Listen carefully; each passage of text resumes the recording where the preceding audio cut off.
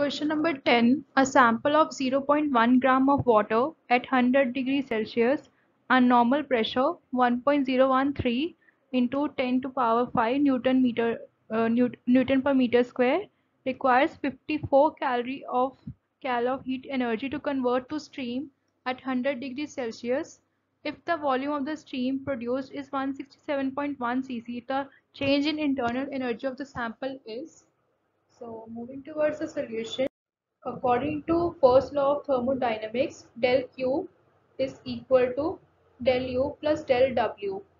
And first law of thermodynamics states that it is a kind of law of conservation of energy, which states that energy can be transformed from one form to another but cannot be destroyed, neither be created nor be destroyed. And this first law is formulated as del Q is equals to del U plus del W. And del Q is the quantity of energy and del U is the change in internal energy, and W is the amount of thermodynamic work done.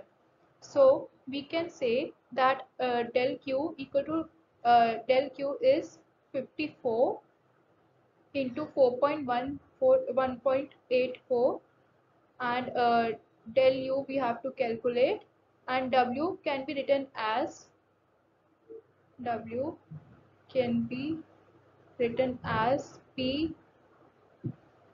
change in V, P del V.